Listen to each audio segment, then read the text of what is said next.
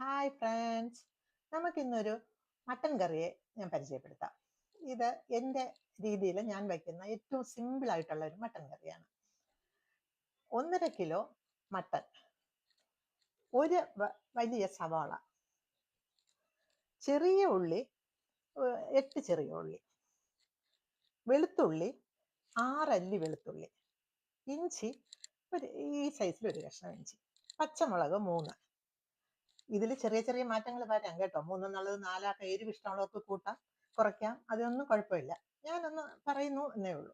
പിന്നെ മസാല മഞ്ഞൾപ്പൊടി 1/2 ടീസ്പൂൺ, മുളക് പൊടി അതായത് കാശ്മീരി മുളക് പൊടി 2 ടേബിൾ സ്പൂൺ, എരിവുള്ള മുളക് പൊടി 1 ടേബിൾ സ്പൂൺ, മല്ലിപ്പൊടി 2 ടേബിൾ സ്പൂൺ, കുരുമുളക് പൊടി 1 ടീസ്പൂൺ, ഗരം മസാല 1.25 എന്ന് പറയാം, ഒന്നും കുറച്ചും കൂടി ഞാൻ ഇട്ടിട്ടുണ്ട്, 1.25 ടീസ്പൂണാണ്.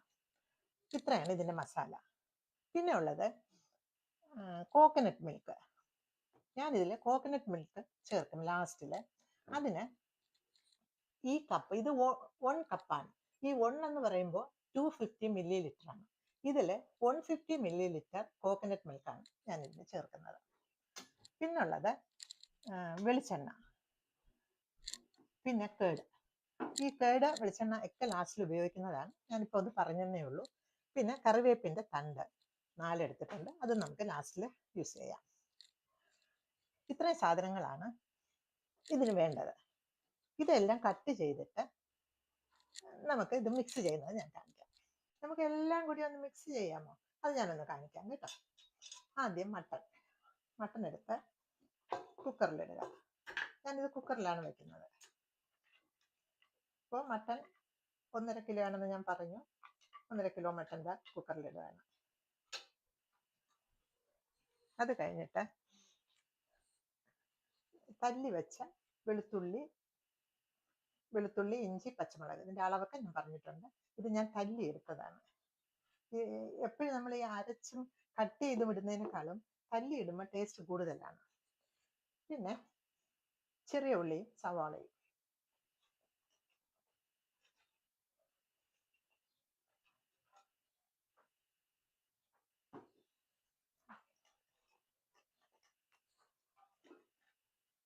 അത് കഴിഞ്ഞിട്ട് ഈ 2 തണ്ട് കറിവേപ്പില ഒന്ന് കട്ട് ചെയ്തിടാം.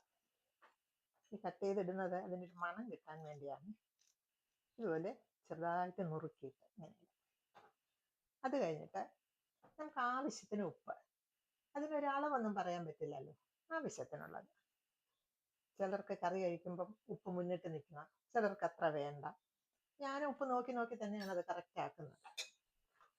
പിന്നെ മസാലകൾ, അത് എപ്പോഴും ഞാൻ മസാല ഒരു ചെറിയ പാനിലിട്ട് ഒന്ന് ചൂടാക്കിയിട്ട്, പാൻ ചൂടാകുമ്പോഴേ ഞാൻ ഓഫ് ചെയ്തിട്ട് മസാല അങ്ങ് ഇടുകയാണ്. എന്നിട്ട് ചെറു ചൂടുവെള്ളം ഒഴിച്ച് കലക്കി വെക്കും. അങ്ങനെ ഉണ്ടാക്കുന്ന കറികൾക്ക്, പ്രത്യേകിച്ച് നോൺ വയ്ക്കുമ്പോൾ അങ്ങനെ ചെയ്യുമ്പോൾ ഒരു മണവും രുചിയും കൂടുതലാണ്.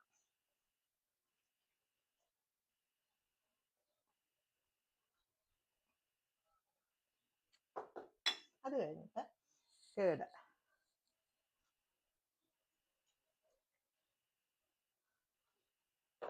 അടുത്തത് വെളിച്ചെണ്ണ,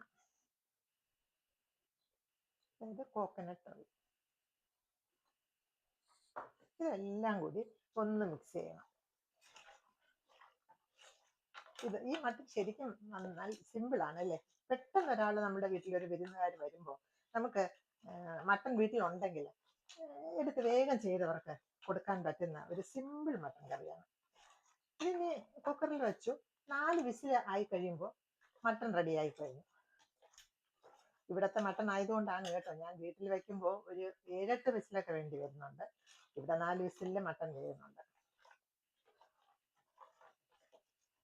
ഉപ്പും ഇട്ട് എല്ലാം ചെയ്തിട്ടുണ്ട്. ഇനി കോക്കനട്ട് മിൽക്ക് ലാസ്റ്റിൽ ഇത് വെന്ത് കഴിഞ്ഞിട്ട് കടുവറുക്കുമ്പോഴാണ് അത് ഒഴിക്കുന്നത്.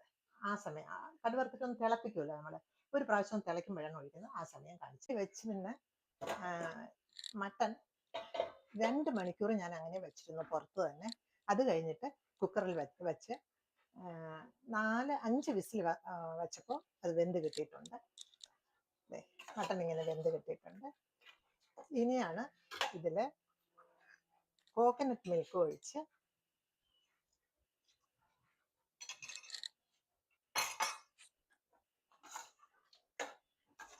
കടുവറുത്ത് വെച്ചിരുന്ന കടുക്, മുളക്, ഒരു ഉള്ളി അരിഞ്ഞത്, കറിവേപ്പില, ഇത്രയും കടുവറുത്ത് ഇതിൽ ചേർത്താൽ